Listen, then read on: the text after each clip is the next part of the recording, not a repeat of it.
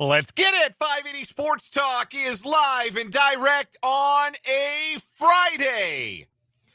And it may not be a red Friday with the Chiefs not playing until Monday, but it is a football Friday, and it is a Sunflower Showdown Friday here on 580 Sports Talk. We are hanging out with you for the next 3 hours here on the Sports Voice of Kansas, 580 WIBW, FM 104.9. Online at 580WIBW.com and in living color on our video channels, WIBW News on Facebook and the YouTube channel 580 Sports Talk.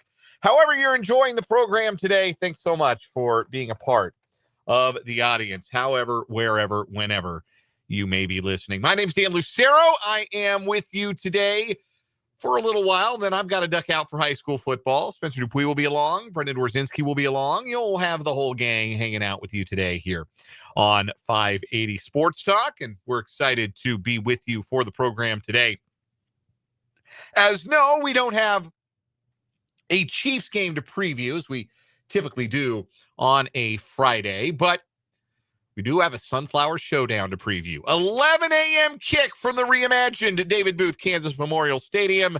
9 a.m. pregame on the K-State Sports Network from Learfield right here on 580 WIBW and FM 104.9. K-State and KU for the Governor's Cup in the Dillon Sunflower Showdown.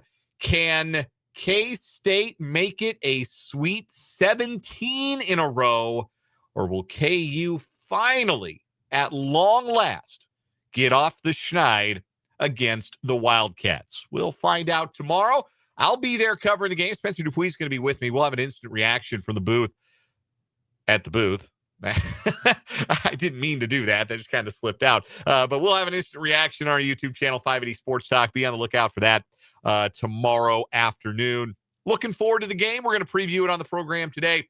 3 big questions, 3 big keys. And we'll give you our predictions as well, both straight up against the spread and to the total coming up on the show. There is not a Chiefs game to preview, but we are not short of Chiefs content today. 2 great guests coming your way on the program. Our Chiefs insider, Matt Derrick, will join us at the bottom of this hour. Matt will take us through a bit of a preview of Monday night's matchup against the Commanders and where the Chiefs stand roster-wise entering Monday's game, with some continued injury concern for Trey Smith, who did not practice for a second straight day. So we'll get to Matt, bottom of this hour, and then bottom of the 4 o'clock hour. We missed him yesterday. We weren't able to connect with him yesterday, but we will today be joined by the great Mitch Holthus, the voice of the Chiefs. He will join us, courtesy of Hy-Vee and Assure Credit Union. He will tune in at about 4:35 or so is when we'll hear from Mitch today. Looking forward to chatting with him. We'll get his leftover nuggets from Raider Week and that bludgeoning of Las Vegas from Sunday, and another look ahead to Monday night against the Commanders. Mitch Holthus joins us bottom of the 4 o'clock hour. And we're off a little early today. I said 3 hours. I fudged it a little bit. We're going to be off a little early today so that we can bring you the 580 Preps Coaches Club here on 580 WIBW and FM 104.9, because high school football tonight is over on our sister station, Country 106.9. We've got our final regular season 580 Preps game of the week. That's right. It's week 8.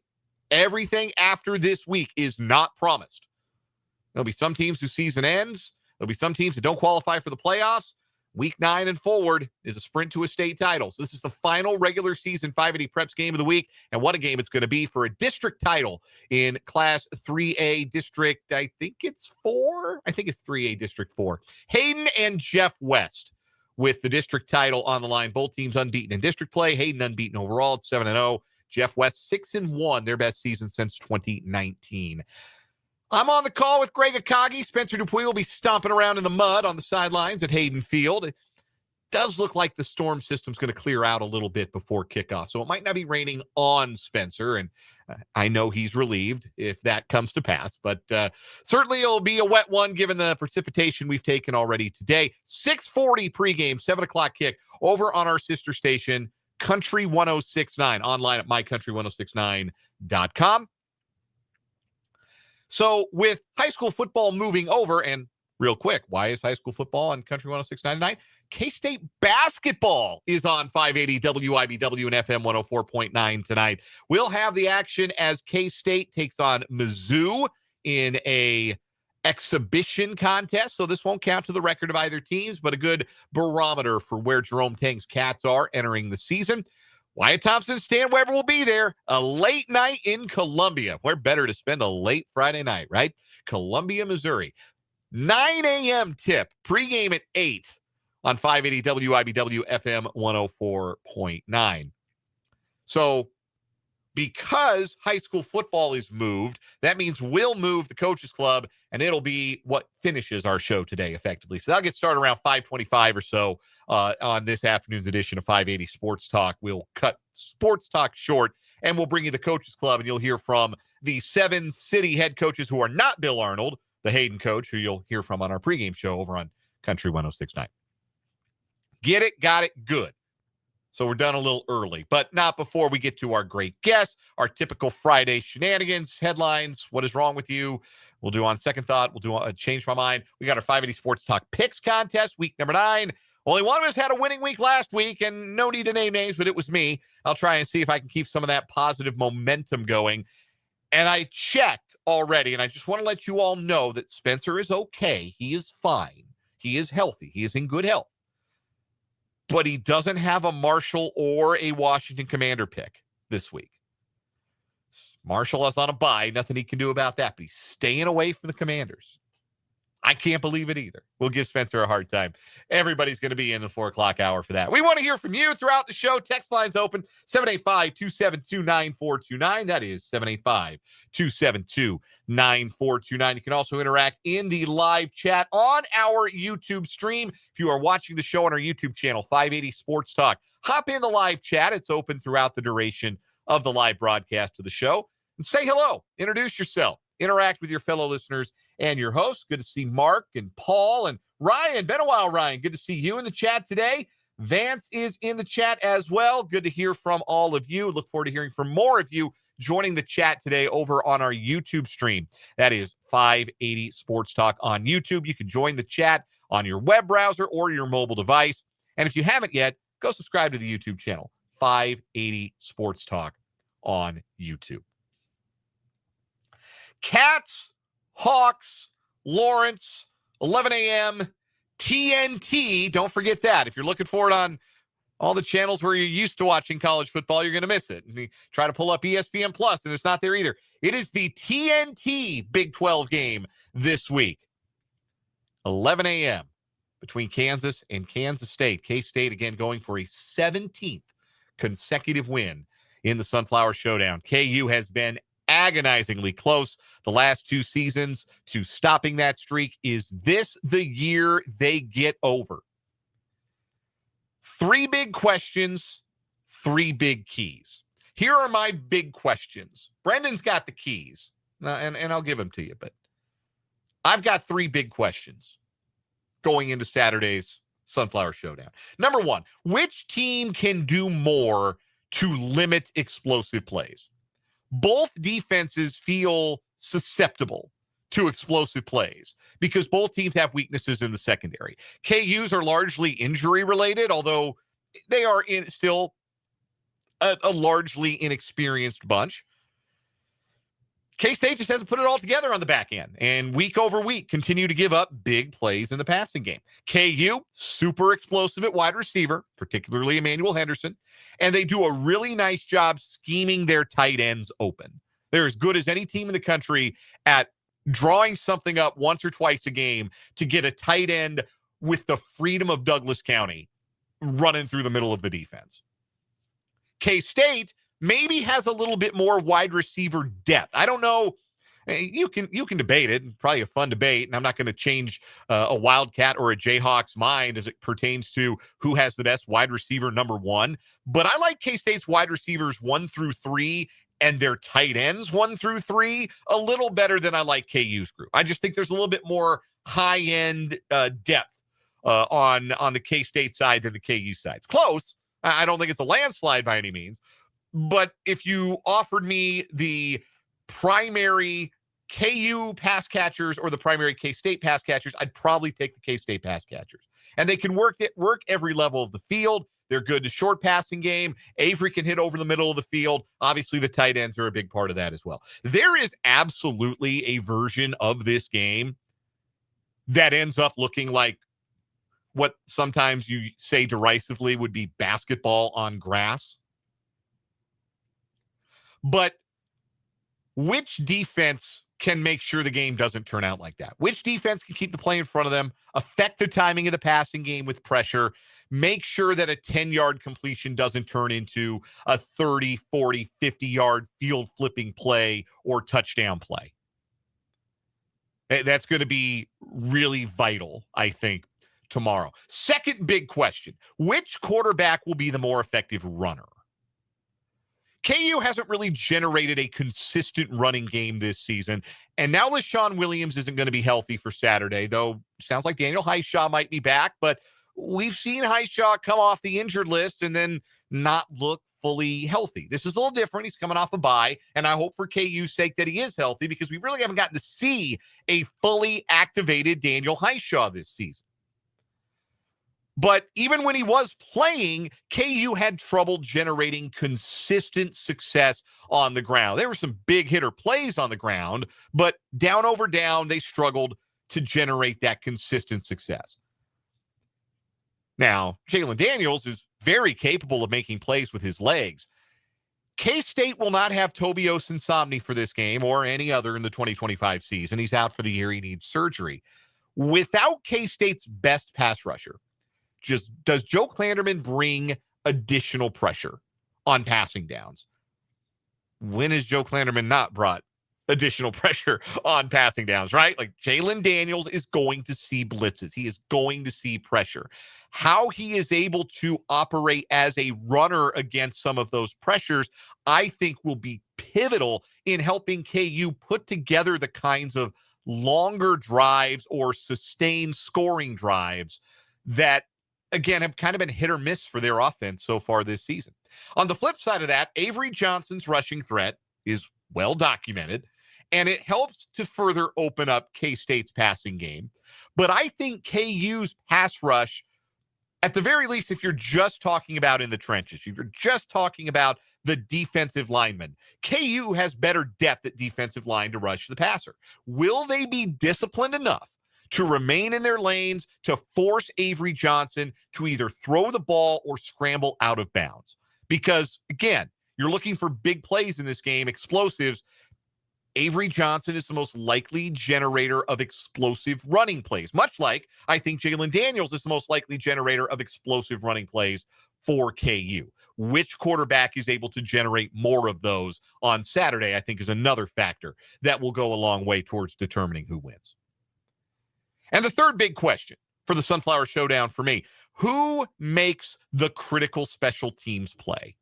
And maybe you can ask this question differently. It all depends on your perspective. Probably if you're coming at it from the KU perspective, you're asking the question this way. Who can avoid the special teams mistake? 2023, there was a critical muffed punt. There was the blocked extra point that turned a touchdown into just a 4-point swing in a game that K-State won by a score. Last year, it was the kick return that was fielded and immediately taken out of bounds at the 1-yard line by KU that set up a K-State safety, which ended up meaning a lot in a game that, again, K-State won by just one score. K-State has always been the better team on special teams. Kind of been their whole thing for a lot of years now. But something else that's well documented. Kansas State has not been as sharp in special teams in recent years. The kicking game is in good shape. They feel good about their kicker. They feel good about his range. They feel good about asking him to kick it wherever on the field, although certainly weather could play a role in determining how successful any field goal attempt might be. But KU also has a reliable kicker in Laith Marjan. The team that's better in the return game, and it's not even close, is Kansas. With Emmanuel Henderson in kick returns and Tate Nagy on punt returns, they've got real threats in the return game. And K-State has shown some weaknesses this season covering kicks and punts. Can a big special teams play in favor of the Jayhawks flip a game in a way that negative special teams plays by KU have flipped games in recent seasons. As far as keys to the game, what our pal Brendan Dworzinski has identified as keys to the game in this one. His keys to the game, limiting mistakes, naturally, and obviously special teams has been a big part of that the last couple of years, but it's also late game turnovers. There have been mental mistakes. Kansas State has made a lot of mental mistakes this year, particularly on the defensive side of the football. Kansas, when trying to come from behind, has struggled. They have not closed games well in the last couple of seasons. They have not consistently been able to close out games, even with a lead. Fourth quarter Jayhawks, what do they look like? If this game is in striking distance and they've got a chance to go win it, can they go win it? Because they have not been very reliable in those fourth quarter situations for a variety of different reasons. Key number 2, eliminate the game breaker at wide receiver. And again, this is one that these keys go both ways. I think K-State would do well more often to force feed Jace Brown than they do, to make sure that Jace Brown touches the ball X amount of times, because he is their most dangerous offensive player. He's not only Avery Johnson's best target, he's also, in most situations, his favorite target. Emmanuel Henderson is KU's guy, and he's got a bit more of that track speed, that ability to take a 1-yard pass and turn it into a 70-yard touchdown. Both defenses have to be concerned about that guy in particular and scheming that guy out of the game. And if one of those guys goes off, whether it's Jace Brown has 100 yards receiving or Henderson has a long touchdown either on offense or special teams or another couple of field flipping plays, that's probably a big leg up for whichever player's team gets that level of contribution from their top wide receiver.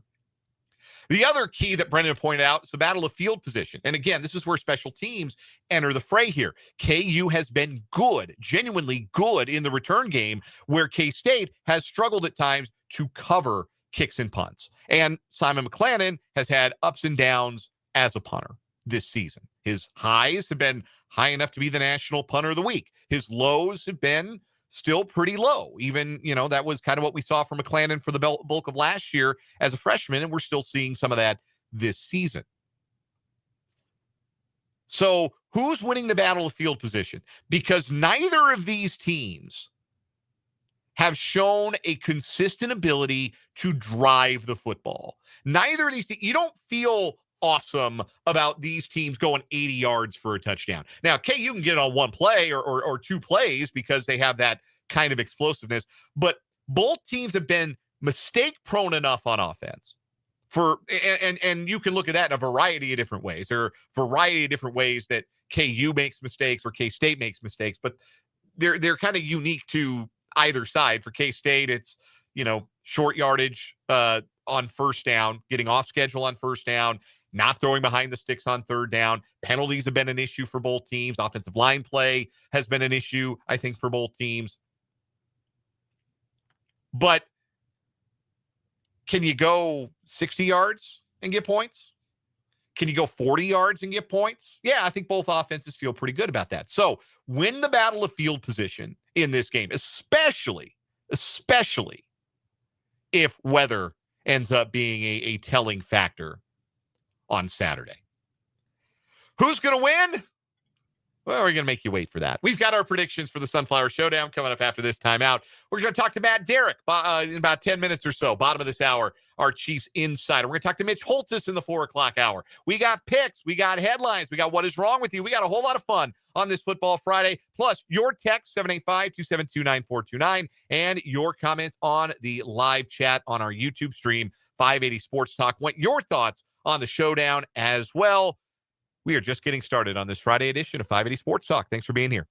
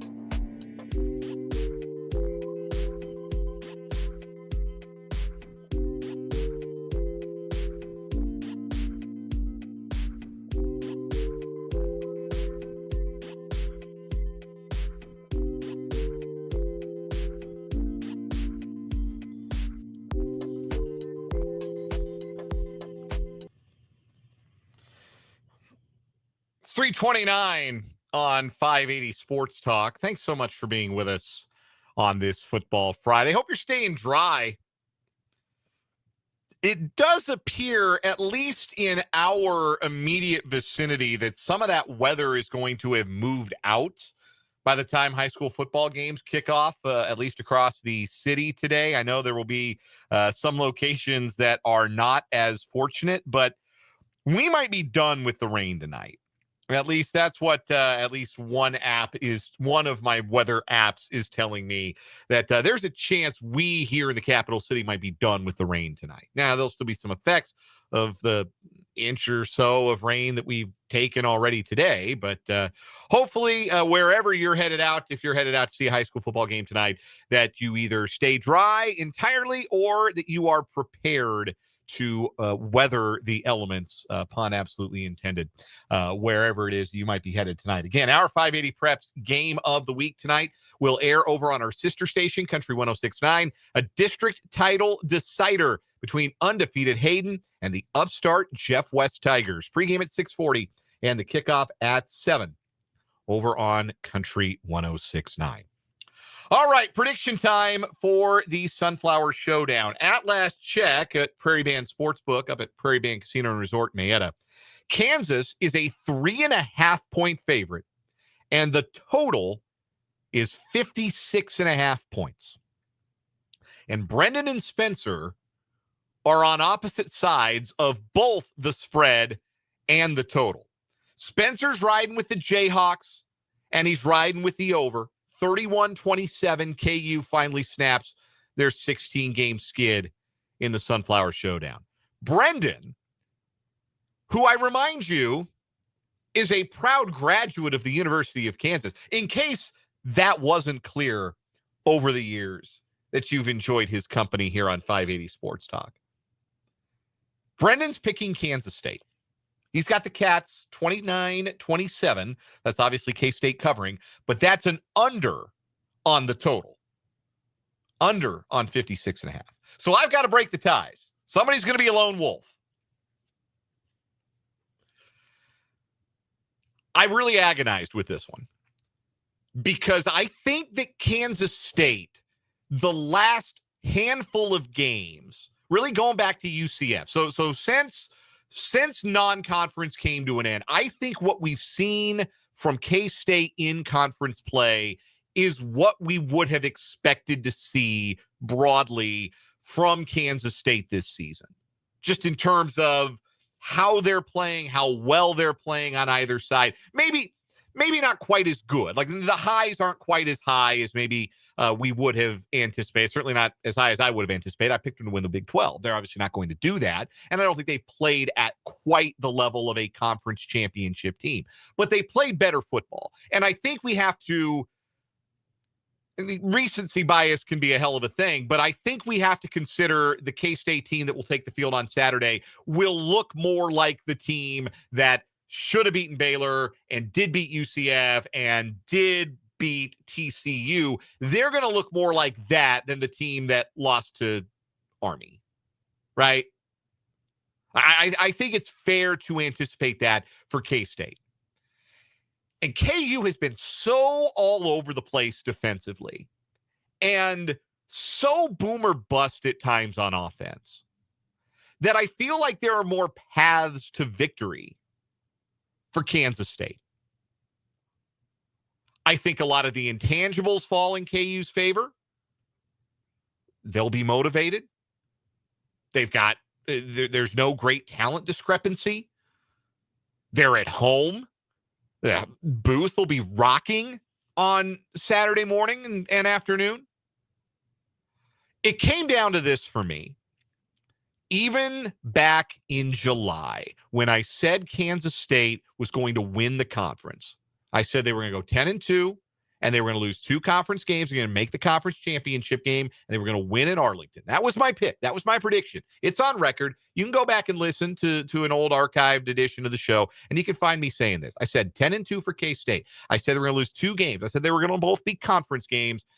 And I said one of them was going to be this one, because it feels like, if not now, when for KU?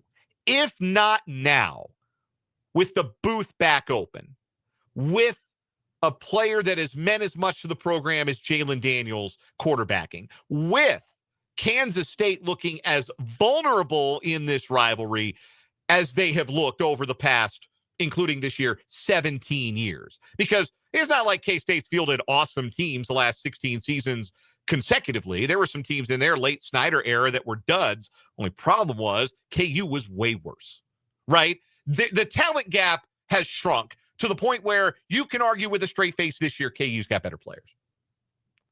So K-State's never been this vulnerable. It's at home. It's Jalen Daniels' last Sunflower Showdown.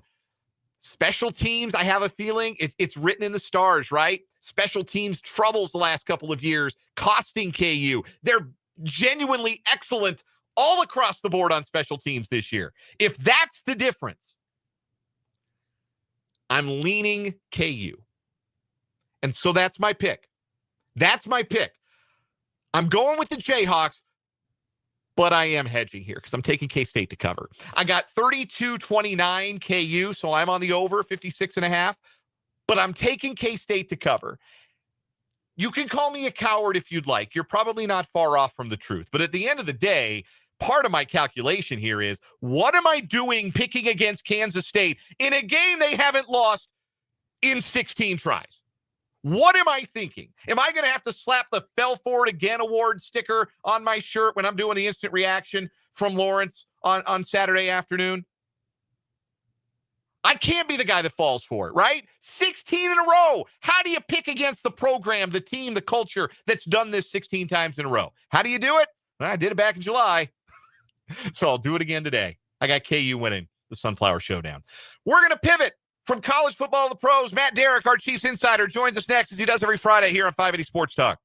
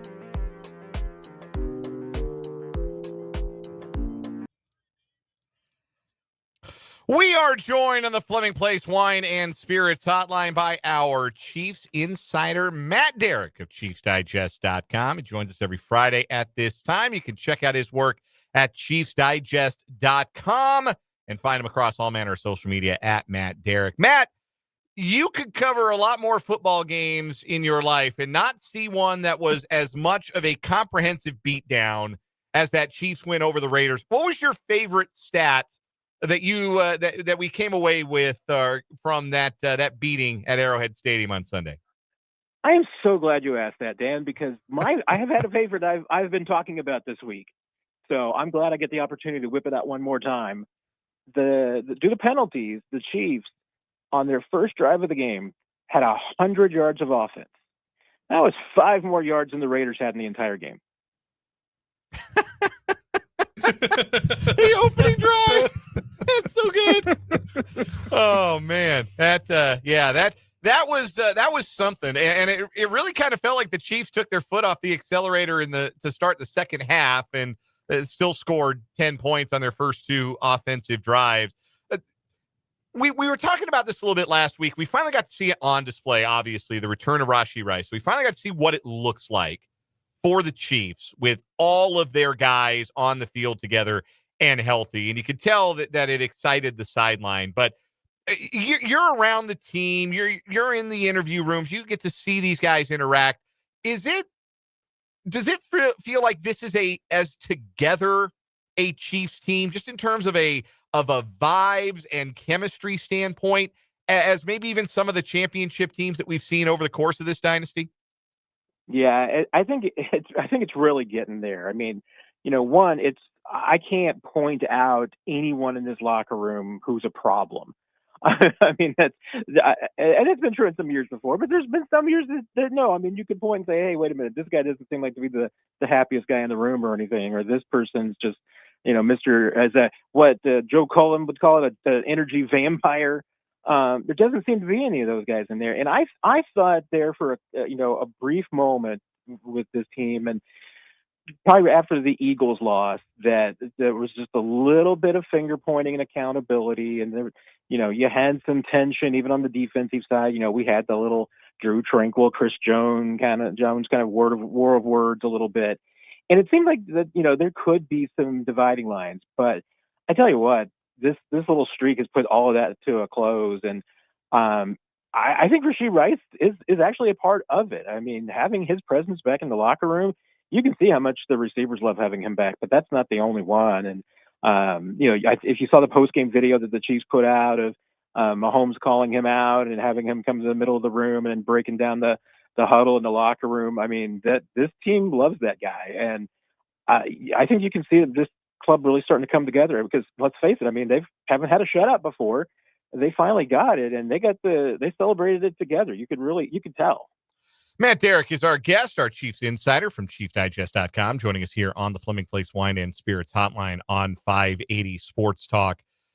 Jawaan Taylor has been just about clean, flawless, whatever you want to call it, for the last 4 or 5 weeks of action. What has gotten into the Chiefs' right tackle that has allowed him to not only keep from getting called for penalties over and over again, but to really raise his level of play to a point where I don't think we've seen him play this good in a Chief uniform?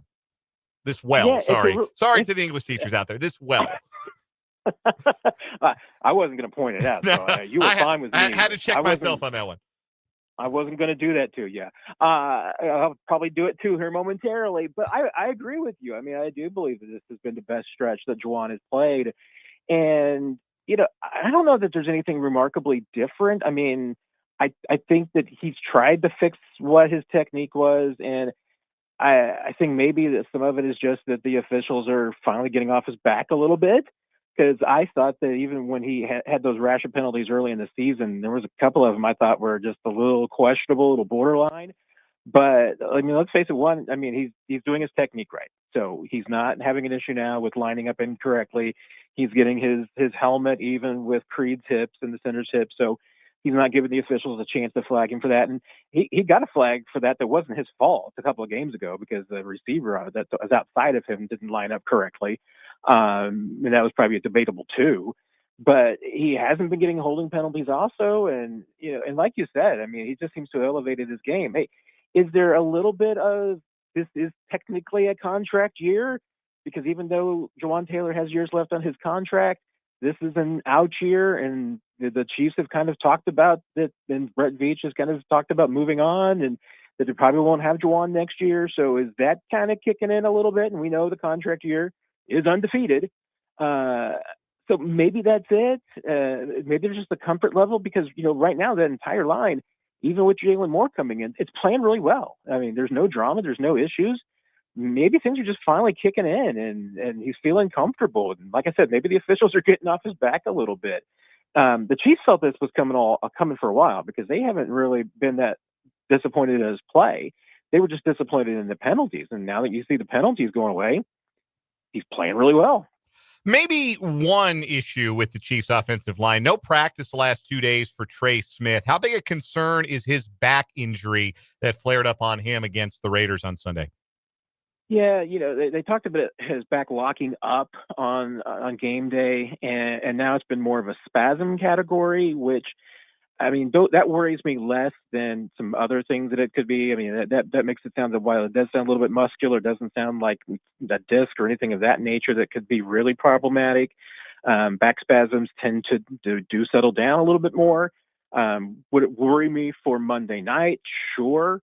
But with Buffalo on short rest the following week, if you didn't have Trey Smith on Monday night, it wouldn't be the worst thing in the world. Mike Caliendo can fill in.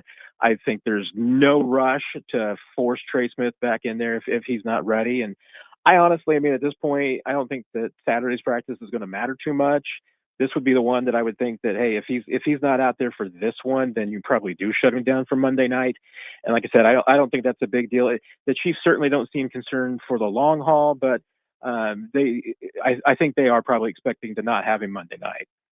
We're joined by Matt Derrick of Chiefs Digest here on the Fleming Place Wine and Spirits Hotline. And Matt, how funny was it kind of that the Patrick Mahomes was able to execute that funny fourth down conversion against the Raiders in just that game where everything was just so lopsided and they didn't get him to jump, but then they ran the play and got the first down.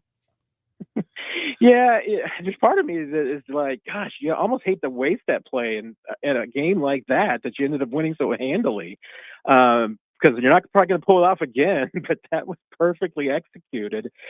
Maybe they have some other wrinkles that they can use on a fourth and short in a situation like that to kind of play with the defense's minds a little bit. But if anything, it really just comes back to me as being another example of just when this Chiefs offense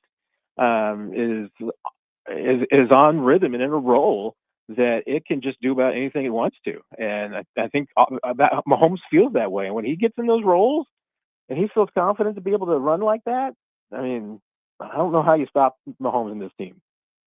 Switching to the defense, obviously everybody saw Omar Norman Lott unfortunately going down, and it seemed like he was just coming on, just kind of getting a lot more reps as the weeks go on. How did the Chiefs replace him? And whoops, I'm sorry, you cut out a little bit there. I wasn't sure who you were asking about. Omar Norman Lott. Oh yeah, Omar. Oh gosh, yeah, that's the one guy they are going to miss this week for sure, and obviously the rest of the season. It'll be tough. I mean, they're going to have to bring up someone from the practice squad because at this point, they've got 3 defensive tackles on the active roster with Chris Jones, Derrick Nottie, and Jerry Tillery. No one else is really a run defender. So Marlon Tuipulotu and Broderick Martin are the 2 guys that they have activated earlier this season. I would expect at least one of them to be elevated for Monday night. 2 of them, maybe, I don't know, but I don't think that will be the case, especially because if Trey Smith is down, you're probably going to need an extra offensive lineman. But you're definitely going to see one of them. But I mean, I don't know that you really are envisioning a larger role for Derrick Nottie because he's an older veteran. I think he needs to be kind of on a pitch count a little bit. Jerry Tillery, like we mentioned, he's a pass rush specialist, so you don't necessarily want him out there on rushing down on run downs that much. I mean, it probably means more work for Chris Jones, which is once again, I mean, you really don't want to put more work on Chris Jones if you don't have to. But it may mean more for a guy like Mike Dana because the Chiefs haven't been afraid to put him in there. Minihew's a guy that they again like to use inside on passing downs, but I don't know if as versatile as Mike Dana is, I don't know if that's necessarily the guy that they want in there on rundowns, but there's got to be somebody. And then in the short term, that may end up being what you do. I mean, you're going to, like I said, you're going to bring somebody up from the practice squad who'll probably get some of those snaps.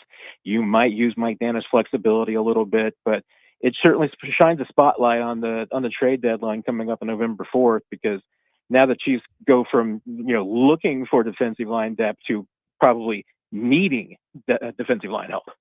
Matt Derrick is our Chiefs insider here on 580 Sports Talk of ChiefsDigest.com, joining us here on the Fleming Place Wine and Spirits Hotline. Matt, looking ahead to Monday night, the Washington Commanders come to Arrowhead. They do so in all likelihood without Jaden Daniels playing quarterback, as he is dealing with a hamstring injury he suffered last Sunday. Hasn't been officially ruled out, but it doesn't look likely that he's going to make it to Monday. So it'll be Marcus Mariota and the Commanders coming to town. What part of this matchup do you think is most favorable for the Chiefs?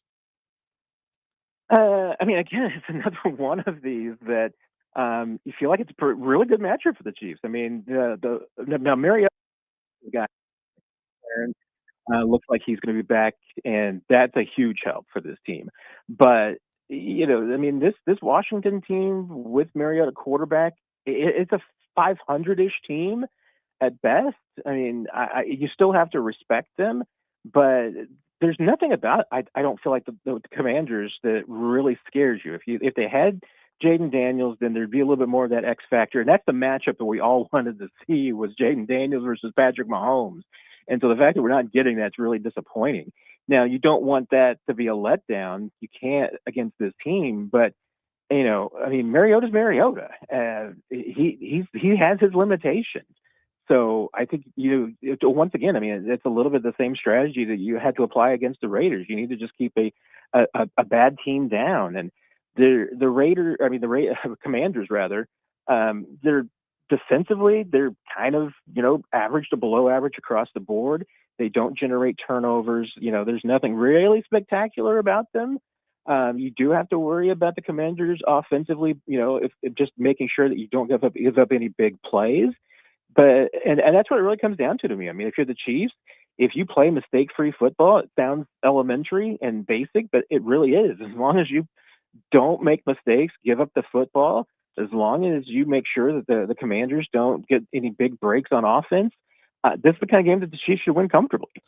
Could be some weather weirdness, you never know, but certainly you talk about mistake-free football, and that's what we've seen from the Chiefs, particularly offensively here these last handful of weeks. Do the Chiefs win, and are you of the mind that Vegas has this one pegged with it right now a 12.5-point spread? Yeah, that's kind of where I am, and maybe a little bit bigger if this gets a little bit out of hand at the end, or maybe the Chiefs put it away early, and then hey, defensively, the Chiefs are capable of obviously shutting out teams. We know that this is a top 5 offense and a top 5 defense right now. When you're playing that well, who knows what's going to happen? This team could get on a little bit of a roll. Is it a trap game with Bills next week? I don't know. I just feel like this team's just playing so confident right now that something along the lines, I'm in the kind of ballpark of 30-13. I think it could be a little bit bigger than the betting spread, but I think this is one of those weeks where I probably would bet the Chiefs. Matt Derrick covers the Chiefs for ChiefsDigest.com, and he is our Chiefs insider on 580 Sports Talk, joining us every Friday on the show. Matt, always a pleasure, and you keep an eye on Spencer in the press box on Monday night. Keep a rein on him, will you? I'll do my best. I'll keep him away from the Reese's Pieces and the M&Ms. There you go. Those were great. Thanks so much, Matt. Appreciate you, Matt. That is Matt Derrick. We'll take a break. We'll come back. We'll wrap up this 3:00 hour of Friday of 580 Sports Talk.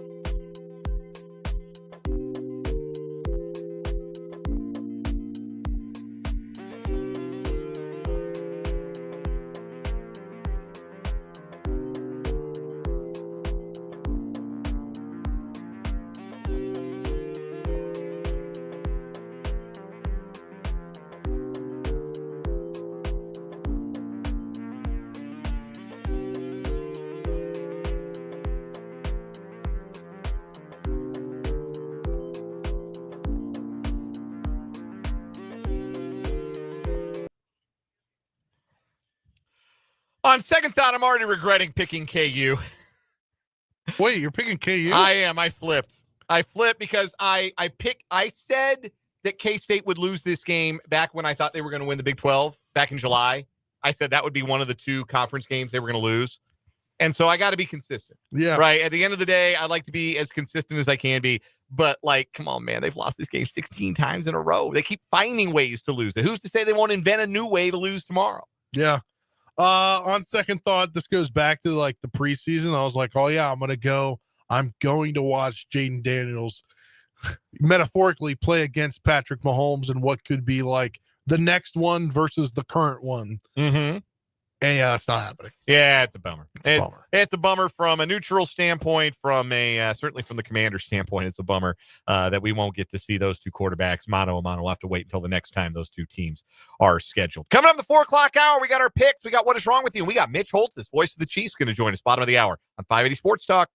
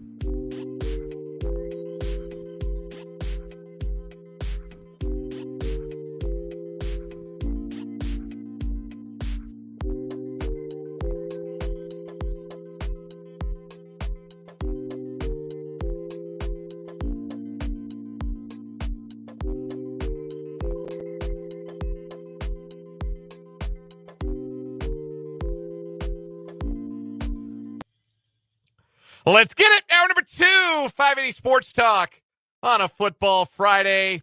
The gang's all here. Dan Lucero, Brendan Dworzinski, and Spencer Dupuis hanging out with you on the sports voice of Kansas, 580 WIBW, FM 104.9, online at 580WIBW.com, and on our streaming video channels, our YouTube channel, 580 Sports Talk, and our Facebook page, WIBW News. Great to have you all here. Great to have you listening along. Want to hear from you throughout the hour. Your text, 785-272-9429. And, of course, you can jump into that live chat as well on our YouTube stream. The name of that channel, 580 Sports Talk. Go subscribe to the channel today. Doesn't cost you anything but a click. It is a football Friday. It is a Sunflower Showdown Friday. Do we have tickets to give away for that? No. Okay. I wish. That's too bad. Those are those are a hot spoken for. Yeah. Those are a hot commodity even for your favorite hometown radio station. Apologies to anybody whose ears started Perked burning up. as soon as I said the words giveaway. And Sunflower. Alack and alas, we do not have Sunflower Showdown tickets. We got some. It's about to be basketball season, so we got plenty of K-State hoops tickets. K-State Texas Tech tickets. I think I got a pair of those for next week. So I heard we got some K-State Oklahoma State tickets next week. Some local Topeka tickets to give away next week. That's what I was told. We got some Crows tickets. Yeah, we got some Crows hockey tickets for next Friday. Yeah, you have not mentioned yet either of the best basketball programs in the state that play literally just down the road. And from some us. Washburn basketball. We got some tickets. BOD 6? Yeah. Do we have BODS ticks? Oh, yeah. All right. We'll get the hookup. Lots to give away on the show. Just nothing for Sunflower Showdown. Real quick, we're going to get to Spencer's pick here in the 5A Sports Talk pick contest. Spoiler alert. Brendan, you're picking the Cats. Yeah, What? because I've been alive for the last 17 years. Yeah, Right? I understand that. Like, I pivoted. I was going to pick K-State all day. I pivoted before we went on the air. I said, I'll pick KU because I said back in July that this was going to be one of the games K-State was going to lose because I only thought they were going to lose 2 games. So obviously that was wrong. Why can't this one be wrong too? But yeah, I feel a little silly picking the team that has lost in this matchup 16 in a row. And the last 2 years is finding creative ways to lose the games. Yeah, and that's the part, and I know I put this in my keys, which I know you got to at the top of the show, Dan, but like, I'm just protecting myself from getting excited about this. I understand. Like, I'm not. I don't want to go through the emotional turmoil of it again. I have this vivid memory of 2 years ago being there at the booth and watching it unfold. Oh my God, Rich Miller, put some stickum on your hands, dude. What are we doing? Yeah. I mean, that I one even mentioned that. That one is going to be haunting until, I mean, that's lower stakes, admittedly, but like that's Lynn Elliott right there. Like that's Bartman, that Alex Gonzalez kicking a ground ball. Like that's what that felt like. He catches that ball, takes it back. It's over. KU is winning that game with a backup freshman walk-on quarterback of all things. Last year, getting pretty close to the end of my wife being pregnant, probably like 7.5 months pregnant at that point, not feeling well at all. We watched it on the smallest TV in our house while she was bedridden, not feeling good. I'm trying to keep it all in to, be tough and strong. Meanwhile, I'm dying inside. Right. There was the year that Peyton Bender threw the ball backwards when it just flew out of his hand to lose the game. Like, I can't do it. I cannot let myself emotionally build up to this again. I can't. respect that. I'm glad I'm not emotionally involved in this, and I just am picking a winner. That is the best way to go about. I am too, because either you'd be hurt or I'd be fighting you right now. Yeah, I took K-State to cover. That's my way of hedging because, again, won this thing 16 times in a row. But K-State's a better team than that we've. This sounds crazy, but it's been a massive disappointment of a year, but they're better than that. This is not the K-State team that lost to Army. No. I think we can say definitively, like, if you're expecting that team to show up, I think you're going to be pretty disappointed if that's what you're expecting of Kansas State. But, again, the talent gap really hasn't existed the last couple of years. It doesn't exist again this year. There's not some huge gulf in talent. It's probably going to come down to something silly, like a dropped interception or stepping out of bounds at the 1 yard line, fielding a kick or a big special teams play. The one thing that I feel good about from the KU standpoint is they're better on special teams this year. So they've got a chance to maybe make the special teams play that flips the game in their favor rather than making the special teams mistake that flips it in the other direction. We'll get more of that a little bit later on in the show. We got What Is Wrong With You coming up this hour. Going to crown a weekly champ. Also, Mitch Holthus, voice of the Chiefs, typically joins us on Thursday. We were unable to connect yesterday, but I've talked to Mitch today. He's going to join us at 4:35, the bottom of this hour, to get his perspective on the upcoming Monday night game between the Chiefs and the Commanders. Let's get to some picks, shall we? Our 580 Sports Talk Picks Contest enters week number 9. All lines mentioned are from Prairie Band Sportsbook at Prairie Band Casino and Resort in Marietta. Last week, losing week for Brendan, losing week for Spencer, winning week for Dan, which moves me back into second place, percentage points, I believe, is the factor there. Spencer's still in the lead, the only one with a winning record, 19, 18, and 1. I am 14, 21, and 3. Revolting. Frustrating. Like the late 80s New Jersey Devils. Like that's what the like a bad hockey team record back before you had the overtime loss. Brendan 14 and 24 bringing up the rear. So Brendan, the last shall be first. We're going to start with your 2 college football picks. Remember, we picked 2 college games against the spread, 2 NFL games against the spread, and a wild card pick that could be a total, a team or player prop, or another spread if we prefer, but we never do that. Never is literally never happened. So with that in mind, you know the rules. Now let's get down to our picks. Brendan, what do you got in the college football slate this week? Wow. So between the two of you, 3 Big 12 picks, a pick from the American in the G5 game of the year. Imagine being normies. Imagine being so mainstream. The lamestream media wants you to pick major conference football, horse hockey, and it's poppycock on the 580 Sports Talk Picks Contest. We are going to the desert. We're going to the land of enchantment, where they are wearing, by the way, the best uniforms of the college football season. Yeah, they got the turquoise. New Mexico, the Lobos. They are hosting Broncos Big Bad Boys from Utah State. And I'm taking the Aggies on the road +3. The advanced numbers, I looked at a couple different sources, CFB graphs, SP+, games on paper. They think this game's going to be closer than I thought it was going to be. I was even surprised Utah State was a dog by a full score period. They're a 3-point underdog on the road. I am going to take Utah State, though. I think they just have a little bit too much talent, and I think they're a well-coached team. This is a well-coached game, all things considered, between these two programs. My other college football pick, once again, for the second Saturday in a row, you know what it is? It's Respect the Sun Belt Saturday. ULM, let's go, last week got ass blasted. I knew they would. Troy took them to the woodshed, whooped on them. ULM going to have to take it again. They're going to take on Southern Miss, Spencer's favorite head coach in America, Charles Huff, and he's going to give them the business. USM, 14-point favorite at home.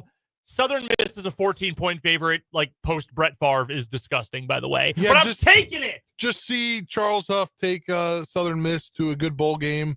Oh, wait, he won't play that bowl game because he'll be the head coach of the Penn State Nittany Lions by the time that comes around. Brendan, are either of the games you picked on any kind of television? I would assume they're both on the plus. Well, Utah State, that might be late night FS1. Okay. Well, I'll find out for you. That Sunbelt game is absolutely on the plus. It might not be. They sometimes get a weekend ESPNU or ESPN2 spot. They should put the Warhawks on ESPN minus at this point. All right, Utah State, New Mexico. Oh, Dan, your folks, they can watch on Altitude Sports out in Denver. That's going to be on the Mountain West channel. Oh, my God. So good for them. I don't even know what time this other game is kicking off. Southern Miss ULM is 2:30 Eastern or 2:30 Central on the plus. That's on the plus. Yeah. App State Old Dominion, that gets the U this week. Wow. Okay, yeah. Old Dominion kind of feisty. But yeah, no, they suck. They lost. Well, last week they got kicked. Their butts kicked. Yeah. My picks for the week. Respect the belt. I'm picking the BYU Iowa State game this week. Iowa State coming off of back-to-back losses. Everybody on defense is hurt, right? They're down their 2 starting cornerbacks of Dominic Orange. Their stud in the middle's been hurt. BYU comes in undefeated, just got a big win in the Holy War. This is a classic letdown spot against a team coming off a bye that I think is pretty well coached. Iowa State -2.5. Easy for me to ride with the Cyclones, given less than a field goal at home. And as you mentioned, the G6 game of the year, it'll be the G6 next year when the Pac-12's back. So I was getting used to referring to it as such right now. Memphis and South Florida. Memphis tripped over their own 2 feet last week, lost to UAB in their first game post Trent Dilfer as their head coach. Do you know who UAB's head coach is? Yes, it's Alex Mortensen. It is Chris Mortensen's son, the late ESPN analyst. Is Chris ESPN Mortensen. funding that program? Maybe that's what's happening. Anyway, USF is favored by 6.5 at Memphis. Memphis has a question at quarterback, but I think that their backup, Arrington Maiden, is pretty good if he has to play and it's not Brendan Lewis. This line is moving towards UCF, which makes me think it's not going to be Brendan Lewis, but still, I think Memphis will be fine. I think they'll pick themselves up, dust themselves off, and at least cover 6.5 at home against a very good South Florida team. So Iowa State -2.5, Memphis +6.5. Spencer, you are against me in the BYU Iowa State game. Yeah, I just got to say, before we go forward, Marshall is on a bye. That's why you don't hear me saying their name. Okay. Dan had to check on me Please, earlier yes, today. I'm glad you clarified. Anyway. Yes, I've got Kansas beating, covering in the Sunflower Showdown 3.5. And I have BYU on the road actually covering at Iowa State. So you like them +2.5? Yeah, I like them +2.5 on the road. I would have taken Iowa State here. I'm with you, Dan. It just feels like a letdown spot. BYU's good. I think they are not as good as their record would indicate they are. They're not a Leviathan. Like they're a solid team. They're well coached. They have an identity. But Iowa State is those things too. And while Iowa State's defense has been a bit of a letdown this year, I still like Matt Campbell at home against a freshman coming off a bye. Yeah, too. I think Iowa State will have their ducks in a row. All right, let's go. No, I'm ready for Bachmeier to dominate. I do like this game. He's feisty. In reverse order, go ahead. Real quick. So the two players in that family at BYU are Bear and Tiger. That's right. Their older brother is Hank. What happened? How does that happen? I'm guessing those are nicknames. I mean, I'm sure, but Hank couldn't have been like, ooh, it's Lion. Oh, here comes our son Cheetah. No, Hank. Zebra. I thought he was going to be a stud, and then he kind of sucked. He wasn't. All right, let's go with our NFL picks in the reverse order that we gave you our college picks. I mean, Spencer, you go first with your NFL picks. Yeah, no Commanders, RIP. I don't want to pick a game I'm going to be in the press box for and watch my forever favorite team get blown out. You know where I stand on that with that statement. So Titans are on the road at the Colts. Daniel Jones, this is still your week, buddy. I think the Colts win. They're favored by 14.5. I try to not pick double-digit lines, but this one, though, Tennessee is just so bad, and Cam Ward's not ready for the big time, man. That's trial by fire for him, but I think Daniel Jones is going to continue to have his great season, his redemption season, with a win, 14.5-point favorites. And your other pick? Packers at Pittsburgh on the Sunday Night Football. They're favored by a field goal. I mean, obviously, it could be a field goal winning game, but you know what? It's Sunday night in the Steel City. Their fans are going to show out. Also, what's the guy who's doing the concert, Brendan? Brett Michaels. Brett Michaels doing a halftime concert. Bad vibe for the Steelers. All right. I've got Pittsburgh. Okay, I am going with 2 road dogs this week. The Jets +6.5 at Cincinnati. Going from Justin Fields to Tyrod Taylor at quarterback doesn't seem like it's going to be that big a deal, but honestly, I think it is a pretty big deal. I think baseline competence at quarterback, and Taylor's not great, but he's so much better than Justin Fields that they'll get to a certain level of competence at quarterback. Garrett Wilson's missing the game. Yeah, that's a big loss for them, no question. But I think they can hang with Cincinnati. I think Cincinnati can't stop the run. And I think they'll be able to run the ball effectively. And I got Dallas +3.5 at Denver. Denver's got these fourth quarter shenanigans going on right now, but I don't think I think their defense is good. I don't think it's elite. Dallas is putting up a ton of points. It's October. It's Daktober. It's his time of year. I think Dallas can score enough to keep pace with a Denver team that I don't think really can score even against a good Dallas, against a lousy Dallas defense. I kind of think Dallas wins that game outright. All right, well, Dan and I are going to go head-to-head with one of these picks as well. I'm taking Cincinnati -6.5 against the Jets. I don't care who they're playing at quarterback, and I don't care what this number is. The New York Jets are going to – Aaron Glenn, I really thought was going to be a good coach. I thought he was going to bring some motivation. I thought that fire would be a positive. I thought, whip some guys into shape, find out who are the volunteers, who are the hostages. They were going to build towards something. he is completely out of it. Like, he's Not real David good. Beattying, dude. He did I don't have to tell you who my quarterback is, so I'm not gonna. He's like DW from Arthur. Like, what are you doing, dude? Not He real is good. completely incompetent at that job. I know Cincinnati can't stop the run. The Jets can't call run plays. They have 2 good running backs and still can't run it. Their starting quarterback for the first 7 games, all he can do is run, and they were not good at running the ball. I've got Cincinnati. I don't care. That's a don't look at the number game to me. Whatever it is, I'm taking Cincinnati there, which is a wild considering who's playing for that team. I'm also going back to the Rat Pack for another week. New Orleans against Tampa Bay. Tampa Bay really banged up. The advanced numbers for them are not especially favorable. My proprietary numbers, other ones you can find all over, like they're kind of reliant on like, hey, Baker, go do something, which is not a great way to live. Not because Baker's not a good quarterback, but it's just a really risky high wire act way to play. I'm going to take New Orleans at home, getting 4. I think they've got enough to at least keep that game interesting. Divisional game, those are always tough, especially in the NFC South. So I'll take New Orleans. Our wild card picks. We've got 3 different kinds of plays this week. We have a team total, a game total, and a player prop. Brendan, why don't you give us your wild card pick? I am going Buffalo team total over 26.5. Prairie Band had this at odds -129. We good with that? That's fine? Sure. Okay. I figured under 130 we had no problem, but I think they're going to put up a ton of points on Carolina. I actually think Andy Dalton and Carolina will keep this one relatively interesting, but I think Buffalo is going to score at will. They're coming off a bye. Carolina still iffy on defense, so Buffalo over 26.5 points team total. I've got the over on Sunday Night Football, Green Bay and Pittsburgh. See, I actually kind of like the under in this game.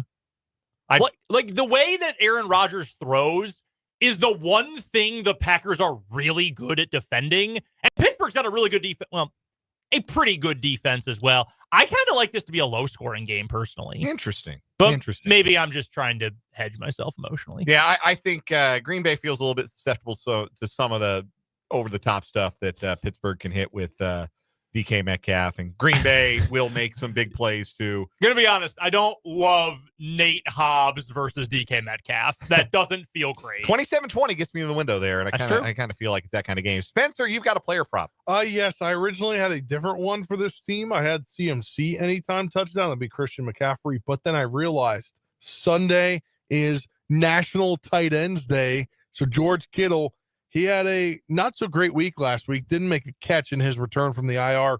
He's going to have an anytime touchdown this week. That is plus 185 at Prairie Band Sportsbook. There you go. All right. George Kittle, anytime touchdown. On National Tight Ends Day. What are your locks? We all hit our lock picks last week. My lock this week, I'll go with Iowa State -2.5. That's my lock of the week. Oh, bold. I like it. Respect the Sun Belt. I'm going with the ULM not covering for a second week in a row. Spencer, lock of the week. Look, it's National Tight Ends Day, so George Kittle, anytime touchdown. I actually lock. like that one a lot, to be honest with you. What is wrong with you coming up? Followed by Mitch Holthus, voice of the Chiefs, as we roll along hour number 2 of 580 Sports Talk.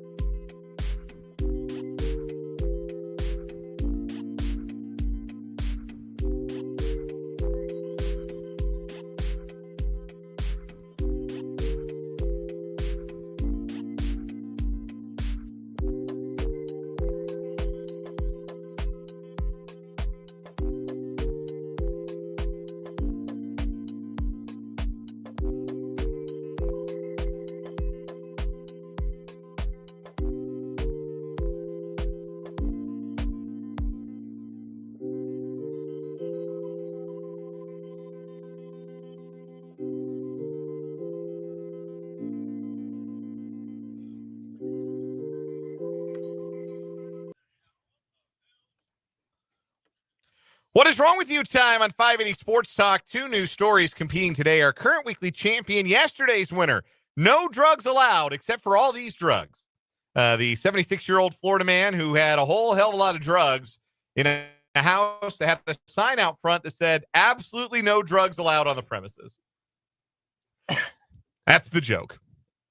Simple and sweet. Two new stories today. I'm going with mine first. Going to Goffstown, New Hampshire, where a 50-year-old man broke into a police dispatch, and assaulted two dispatchers wearing only a Speedo and a hat. No. He has pled not guilty to several charges, including assault, criminal threatening, and false imprisonment. This happened back on August 9th. The surveillance video showed Nickerson interacting with one of the dispatchers as he appeared to be trying to get from the vestibule of the Hillsborough County Sheriff's Office into the dispatch center. Police said Nickerson was able to force his way into the building by following an employee through a secured door. So breaking in, not quite accurate turn of phrase there. But he gained entry into the building and then allegedly physically assaulted two dispatchers before running from the building and leading police on a brief chase. You get it because he's wearing a Speedo? Ha. Yes. Nice. Nickerson is being held in jail. Yeah, he was wearing a Speedo and a hat and attacked two people in a sheriff's office. Again, that's the story. Wow. Wearing a Speedo and a hat. Bring your green hat. All right. Your story today, Spencer. Yeah, I did a quick switcheroo here. Florida man's response to a neighborhood game of ding dong ditch has landed him behind bars after police say he pointed a gun at a teenage prankster. The incident occurred around 8 p.m. on October 16th when homeowner Santiago Carrero, 40, noticed a group of people at the front door of his Boca Raton house and believed they were attempting to break in, according to WPTV. He reportedly called 911 before arming himself with a gun and confronting a 14-year-old outside his house. According to the arrest reports obtained by WPTV, Cairo told authorities he did not aim his gun at the teenager, instead kept it at a low ready position as he waited for authorities to come. However, the young prankster alleges Cairo acted more violently than originally believed. While the teen admitted to ding-dong ditching his house, he told investigators that he was confronted by Cairo holding a flashlight with a gun, yelling, "You mess with the wrong guy," WPTV said. The teen said Cairo then ordered him to get down on his knees and at one point grabbed his shoulder in an attempt to push him to the ground, ultimately leaving him feeling threatened. Investigators later determined the young prankster never attempted to break into the house, while Cairo admitted to police that he, quote, went too far when responding to the situation. I guess. Yeah. He's been arrested on charges of aggravated assault with a firearm. He was released from jail on a $10,000 bond. Yeah, that is an overreaction. Yeah, that just is a smidge. Yeah, just 100%. That is absolutely an overreaction. I'm gonna go with that story today, but I don't think it beats no drugs allowed guy. And I really think he thought he had cover. They'll never look for drugs in here. Nope, never. They'll read the sign and they'll know there's no drugs in here. How could I have drugs? That would be against the rules of the house. The sign cannot lie by virtue of its presence on the house. It cannot lie. So no drugs allowed except all these drugs is our weekly champion on What Is Right. It's going to be a strong end of the month contender when we do our championship on Friday. Coming up next, Mitch Holthus, the voice of the Chiefs, joins us on 580 Sports Talk.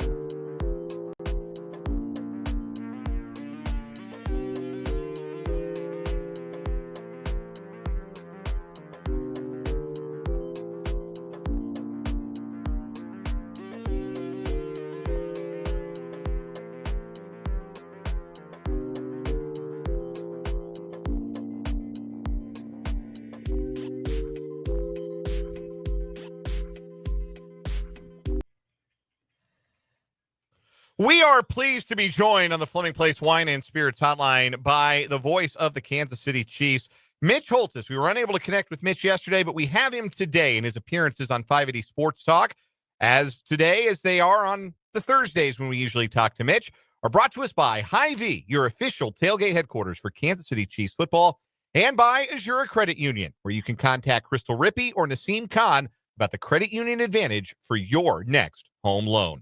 Mitch, there are a lot of stats that are eye-popping, hard to wrap your head around from that win by the Chiefs over the Raiders on Sunday. What is the favorite nugget of statistical information or historic information that you took away from that 31-0 win on Sunday over the Raiders? That the Raiders went 37 game minutes without a first down in an NFL game. I mean, we get all kinds of games going around tonight in your listening area in week 8 of high school football. And I don't think even in maybe one of those lopsided 8-man games that are 45s or 48s, whatever it is in the third, they're not going to be as dominant as that game. That was crazy. For a team to get 3 first downs in an NFL game is remarkable. So let's just give credit to the Chiefs. And I know they didn't have Brock Bowers. And the Raiders, they were down Jacoby Myers, but they still had Ashton Genty. They still had Trey Tucker and still had Geno Smith. And they still had, most of their contingent offensively, including Michael Mayer. That to get 3 first downs is a real testimony to this Chiefs defense. And then offensively, we just see week by week the fireworks display starting to go. Last season, we saw the Chiefs go into games where we had a similar feel like, okay, this team they're playing against, they're the walking wounded, they're banged up, they're not playing particularly well. This feels like a spot where the Chiefs could maybe stretch their legs and win comfortably, get their starters off the field in the fourth quarter. And time and again, those games would end with a last-second field goal that would put the Chiefs over the top. The Chiefs played a lot of close games, obviously. That's well documented last season. What do you think that this win over the Raiders, which was so comprehensive and so focused from the start of the game to even with the second stringers on the field for the offense and the defense, what does that reveal about how this team's mindset is different? Well, and then we shut it down in the third quarter. I mean, we were going to a knee before the 2-minute warning. I've never seen that. That's pretty crazy. That was Coach Reid's respect. For Pete Carroll, to answer your question, though, is there's simply more firepower. All throughout last year, there wasn't the whole group together. Hollywood didn't play most of the year. Rice only played 4 weeks. So you just didn't have enough gas to, when you hit it, to blow somebody out. And the fact that the team won so many close games in a row in one-possession games, when we did it, it was like, oh, you can't do that. You can't make a living. Now teams are doing it this year, like the Broncos, and like that's just a gritty, tough team. Knows how to win close games. So it's really how we're approaching the narrative. But I think what we're seeing, to answer your question directly, way more firepower. This Chiefs team can obliterate you if they get rolling like they did last Sunday. Mitch Holthus is the voice of the Kansas City Chiefs, joining us here on 580 Sports Talk, presented by Hy-Vee and Azura Credit Union. The offense scored 3 long drives, 84-plus yard drives to start the program, start the game, and take that 21-0 lead. Then they had another touchdown drive and a field goal drive.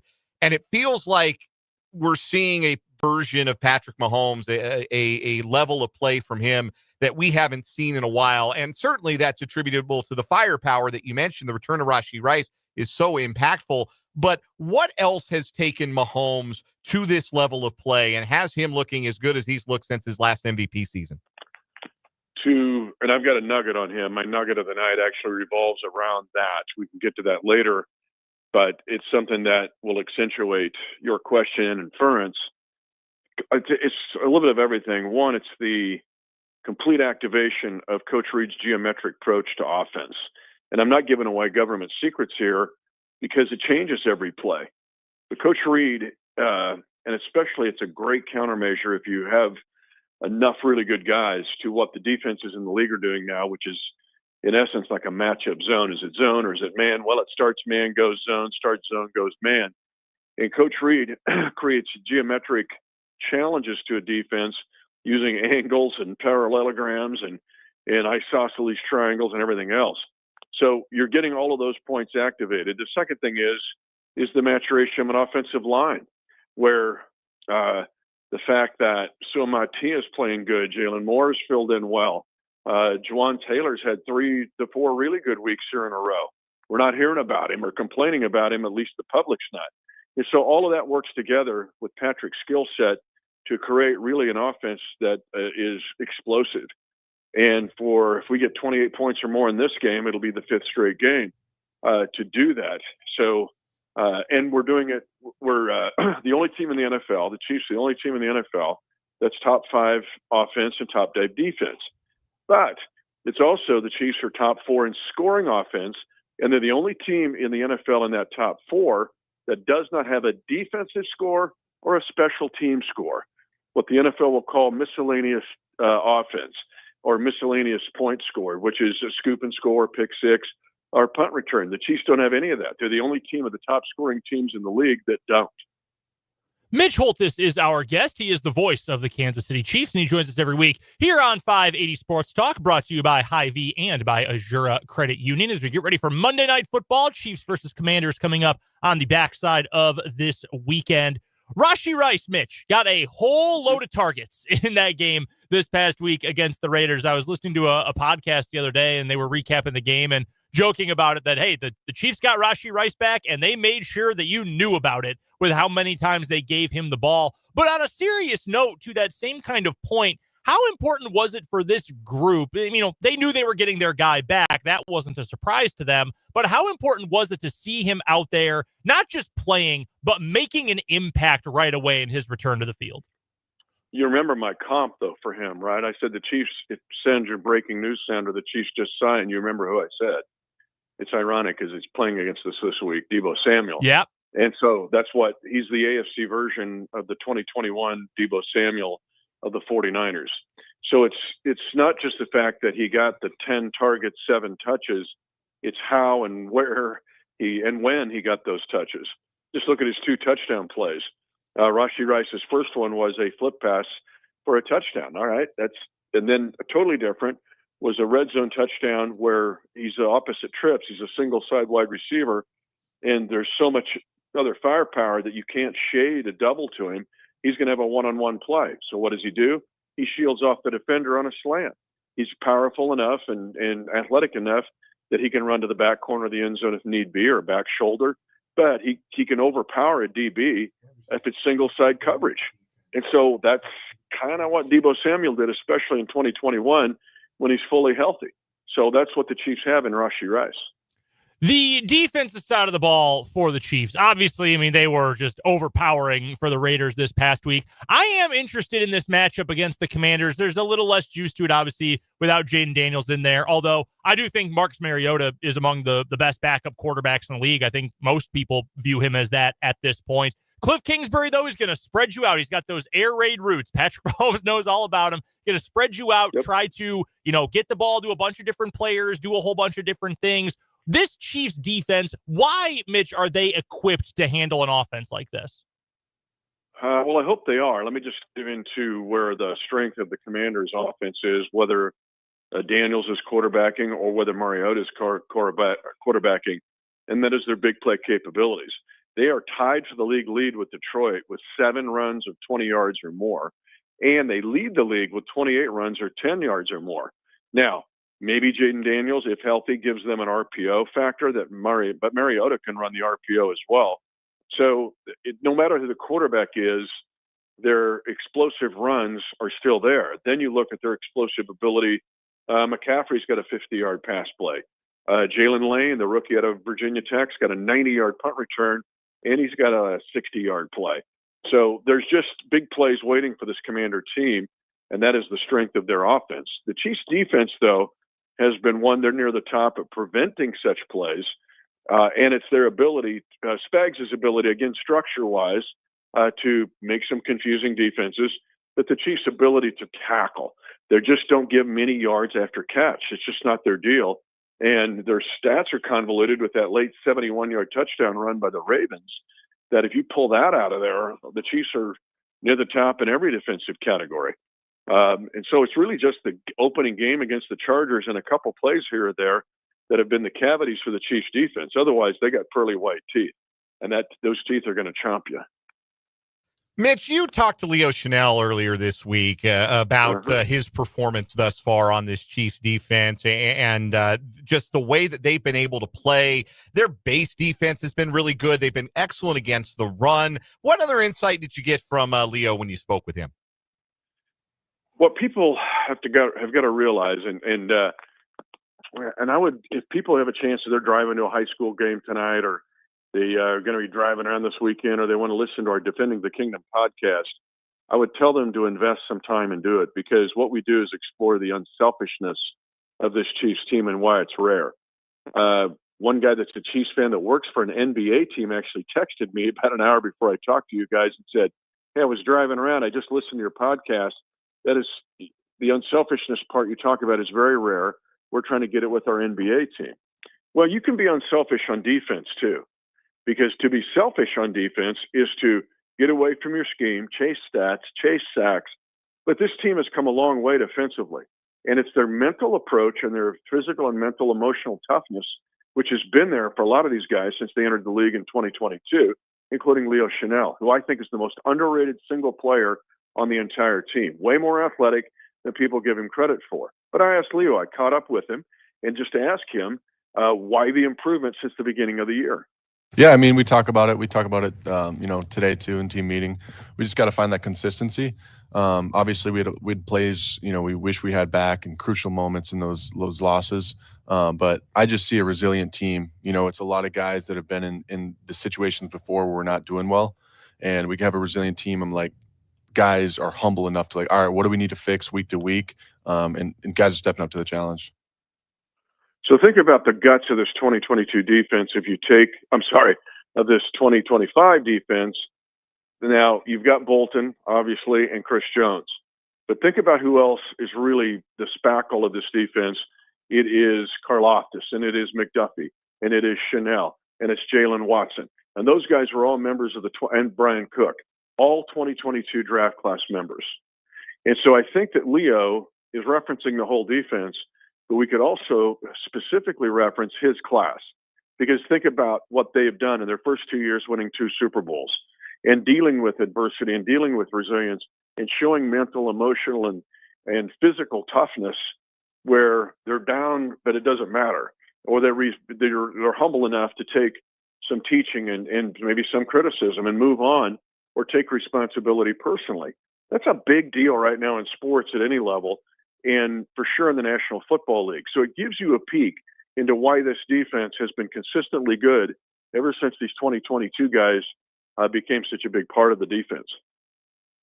And Mitch, you mentioned the playmakers the Commanders have offensively and what Jalen Lane did with a punt return, but Luke McCaffrey's been pretty good on kick returns, and that's kind of been one of the Chiefs' bugaboos, and that Dave Tobes talked about. How are the Chiefs progressing in trying to figure out this new kickoff and how to stop long returns?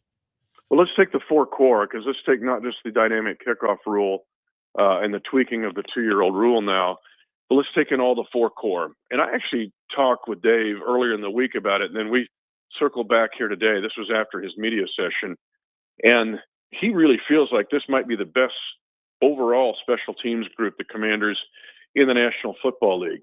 And it's not just the return game with Lane and McCaffrey, it's their coverage teams. And they're veterans.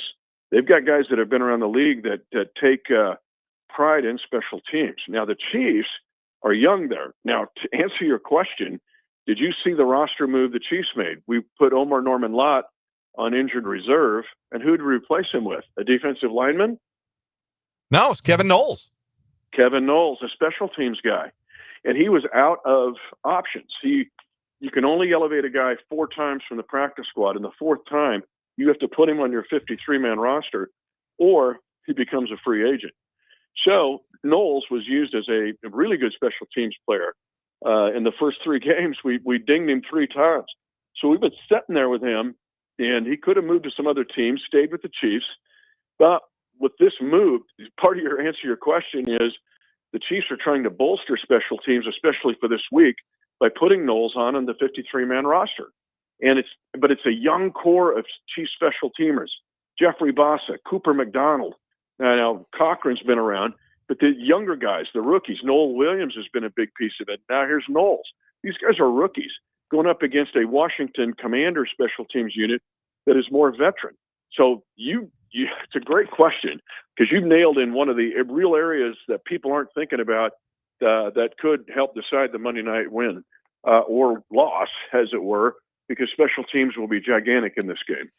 Wrapping things up with the voice of the Kansas City Chiefs, Mitch Holthus here on 580 Sports Talk. And Mitch, you got an extra day to put together the board, put together your nuggets, but I know you've got one to leave us as one to grow on here on this Friday for Monday night as the Chiefs host the Commanders.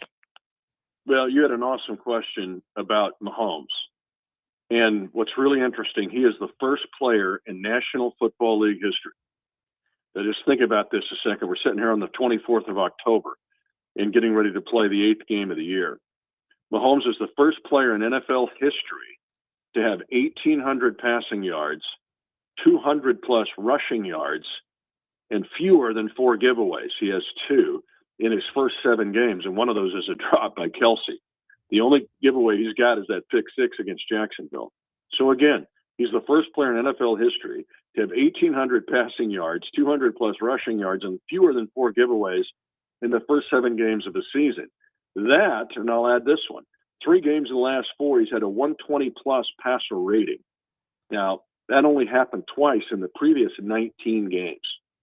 So it just tells you, asking about Mahomes, you hear those stats and you're going, oh my gosh, he might be steamrolling toward an MVP season. Mitch Holthus' appearances on 580 Sports Talk are brought to us by Hy-Vee, your official tailgate headquarters for Kansas City Chiefs football, and by Azure Credit Union. Contact Crystal Rippey or Naseem Khan about the credit union advantage for your next home loan. Mitch, it is always a pleasure to hear from you. Have a great call on Monday night. We'll talk to you again next week. Yeah, good questions. You guys use the extra day to get your oatmeal eat. You did good job, boys. We did. We put our heads together for these, Mitch. Thanks for the time. Nice. We appreciate you. That is Mitch Holthus. We will take a break. We will come back. We will wrap up this 4 o'clock hour, 580 Sports Talk.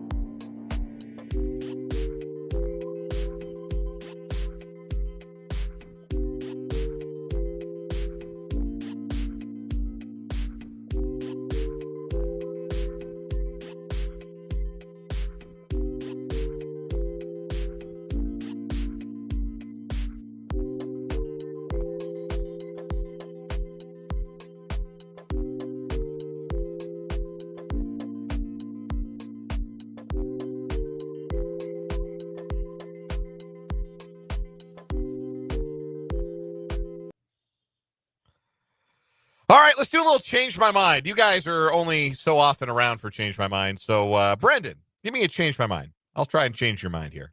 All right. changed my mind. I'll finish up with a topic Spencer and I have talked about a lot on the show the last 2 days. K-State is an NCAA tournament team this year.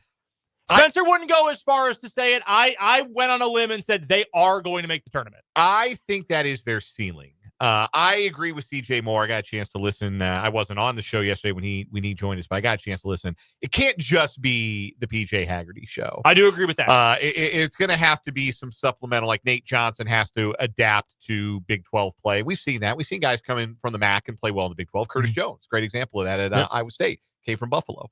The European players, I think, have to be a net positive.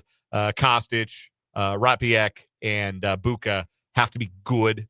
I mean, I'm not saying they all have to be all conference, but it would be nice. Like Kostic's ceiling is all conference. If he hits that ceiling, that's going to help him get there. I thought CJ talking about him was very funny. That I hear he can really shoot. Don't think he can guard anyone. I could go longer about, because I asked Jerome Tang about the difference, like what he notices about the European players, and what he said was, with the shorter shot clock and the reset of the shot clock to only 13 seconds, international play, professional play. You don't value every possession like you do when it's 30 seconds on the shot clock in the Big 12. Yep. So that was kind of mind-blowing. It kind of reframes how I think about defense in a 48-minute game where there are so many possessions, like in the NBA, relative to it's only 40 minutes and possessions are 30 seconds max. Yep. So, like, I think that's valid. But I also think Jerome Tang can get guys to buy in on that end. I think Jerome Tang knows how to get guys bought in on defense. If those guys are bought in, if they try, like if they're not good at it, that's one thing. But if they try, yeah, I think the ceiling is the tournament team. I think if they hit their ceilings, the top three of Haggerty, Kostic, and Nate Johnson is good enough to make it to March. Yeah, I think they're top. League's going to get a lot of teams in. If they're top 8 in the league, they'll get in. Rest of the show is going to be short with headlines. And we got 580 Preps Coaches Club coming up at 5:25. Coming up on 580 Sports Talk.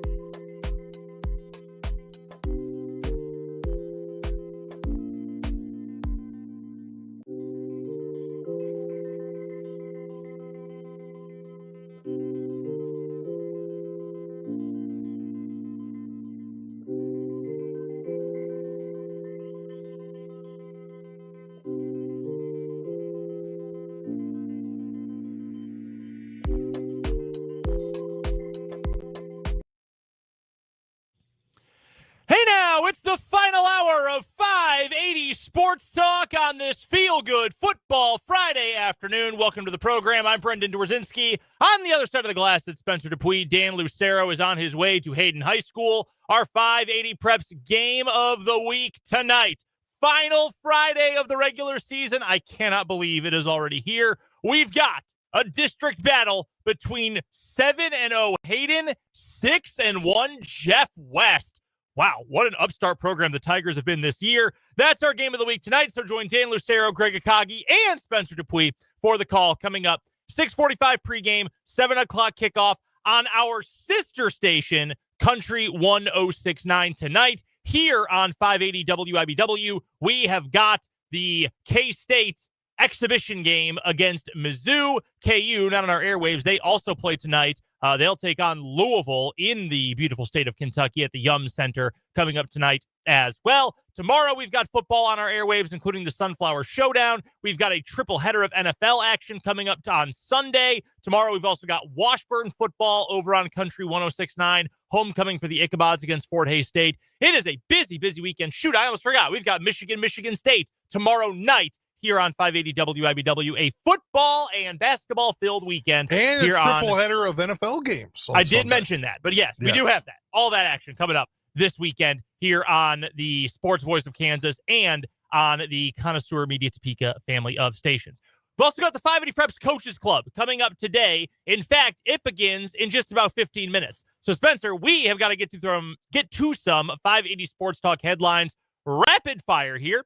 We will start with the Kansas City Chiefs injury report. They do not play on Sunday. They play on Monday night against the Washington Commanders, Spencer's Commanders. Here's the most recent updated report for the Chiefs. Mostly clean. Josh Simmons, he is still dealing with a personal issue, as we heard from Andy Reid yesterday. Communication is good, but no update on his status. He is not practiced for a couple weeks now. His game status unspecified. Would be shocked, frankly, if he played on Monday. It looks like, according to Nate Taylor, he said on 96.5 The Fan in KC that they're unlikely to get him back before Buffalo. Not a surprise in that regard. Trey Smith also has not practiced all week as he deals with a back issue. Kareem Hunt did not practice yesterday, was limited today, so he's working his way back with an ankle and knee issue.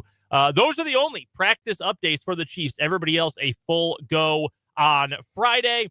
Meanwhile, for the Commanders, Spencer, have you seen an injury report for them as of yet?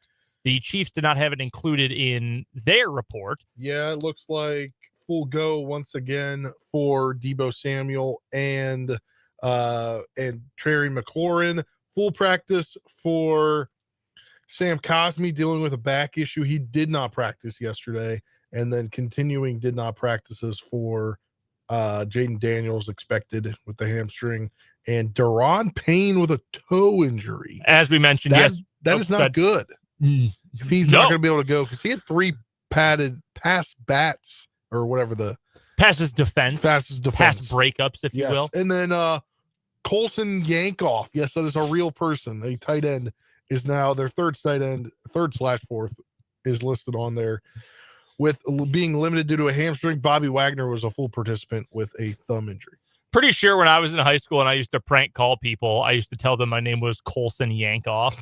Pretty sure that's what I said my name was. But that is your Chiefs and Commanders injury report for today. Of course, we'll give you our keys to that game coming up on Monday ahead of Monday Night Football. Spencer, why don't we get to some other injury updates from around the NFL? Yeah, A.J. Brown for the Eagles. He's out with a hamstring injury against the Giants. Brock Purdy and Ricky Pearsall out again for San Francisco. So Mac Jones to start versus Houston. Matthew Golden injured his knee in practice, questionable for Sunday Night Football as the Packers travel to the Steel City to take on the Steelers. And for the Panthers, Bryce Young is doubtful, and it looks like Andy Dalton is going to start regardless in that game for the Panthers. Taking on the Bills. So running down the list here real quick.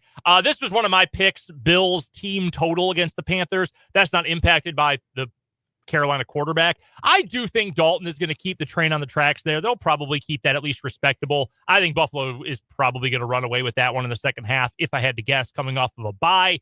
See if they are focused before they have Chiefs week coming up next week. Obviously, a massive game. Sunday Night Football, Matthew Golden, that's a bummer for Green Bay if he's not able to go. He has been really good as a rookie, even in limited snaps. That would mean if he can't go, the Packers would be down Christian Watson, who is still not back. Don't think he is going to play this weekend. This is the last weekend he can practice without being put on the active roster. Won't have him. Might not have Matthew Golden. Definitely aren't going to have Dontavian Wicks. Still don't have Jaden Reed. He returned in person to practice for the first time since week 2. However, he is not going to practice for several more weeks. He was just literally there in person. So it's Romeo Doubs and you might be playing wide receiver for the Packers on Sunday night against the Steelers. Not really a surprise with Purdy or Pearsall. I thought Brock Purdy was closer to getting back than apparently he is. But then they mentioned last week in prime time that there's no timetable for his return. Mac Jones has been fine. I do think the injuries are eventually going to knock the 49ers back to earth, but they've been playing well, even with all these guys banged up. Yeah, one more injury to note. Ravens quarterback Lamar Jackson officially listed as questionable. Seemed like Harbaugh was a lot more hopeful in his press conference earlier today. I saw some reaction from some of my Raven fan friends, so that'll be interesting. Yeah, I figured he was going to go. Everything I say hearing, like I don't have boots on the ground. I just based on, podcasts or tweets or whatever. It sounded like Lamar was probably going to go. That was my expectation, but we will see overall if he's able to play. Plus A.J. Brown out against the Giants. That stinks for the Eagles. I do think the Eagles are going to win that game, though. I think they were embarrassed when they lost to the Giants by 17 a couple weeks ago. I think A.J. Brown out is harmful, but I think the Eagles are still going to find a way to win that game. Also, Bills have placed safety Taylor Rapp on the injured reserve. Interesting. That's interesting to note ahead of the Chiefs going to Buffalo next. I think they're going to Buffalo next week. I believe you are correct. Yeah. I don't think Taylor Rapp is all that good, but he's still a starter, right? And if a guy who's not all that good is going on IR, what does it say about his backup? Him. Yeah. Right, exactly. So that is significant for the Bills. Why don't you go ahead and take the Sunflower Showdown availability report as well? Yeah, so as of last night at, say, 9 p.m., the availability report for K-State sees Dylan Edwards out, running back J.B. Price also out, along with safety Colby McAllister, and offensive lineman George Fitzpatrick and Joe Vickers have also been out for the whole season. Questionable is linebacker Bull Palmer. Out for KU, Jason Strickland, the defensive lineman, Conley Hovey, along with wide receiver Jaden Nickens. Questionable, LaShawn Williams, the running back behind, why am I blanking on his name? Daniel Highshaw, who's off the injury report and appears to be good to go for this game. Also, offensive lineman Calvin Clements, he is listed as questionable for the game. Yeah, Clements being out or questionable is tough if he's not able to go. I know he's been up and down this year. I do still think he's going to be a really, really good college football player. If he is out, you're going to move Enrique Cruz probably out to tackle, move Nolan Gorzica in at guard. I mean, you can move pieces around. This is why KU cross-trains. That's why that is so important for them.